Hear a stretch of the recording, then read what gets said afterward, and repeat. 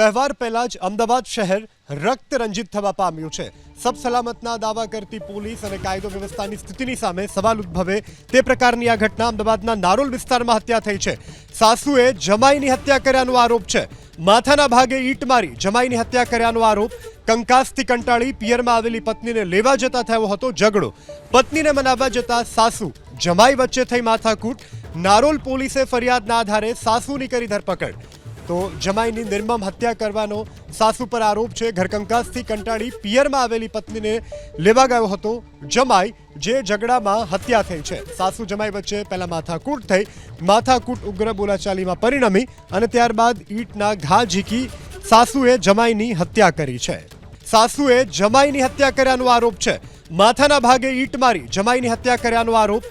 કંકાસથી કંટાળી પિયરમાં આવેલી પત્નીને લેવા જતા થયો હતો ઝઘડો। પત્નીને મનાવવા જતા સાસુ જમાઈ વચ્ચે થઈ માથાકૂટ। નારોલ પોલીસે ફરિયાદના આધારે સાસુની કરી ધરપકડ। તો જમાઈની નિર્મમ હત્યા કરવાનો સાસુ પર આરોપ છે। ઘરકંકાસથી કંટાળી પિયરમાં આવેલી પત્નીને લેવા ગયો હતો જમાઈ, જે ઝઘડામાં હત્યા થઈ છે। સાસુ જમાઈ વચ્ચે પહેલા માથાકૂટ થઈ। માથાકૂટ ઉગ્ર બોલાચાલીમાં પરિણમી અને ત્યારબાદ ઈંટના ઘા ઝીકી સાસુએ જમાઈની હત્યા કરી છે।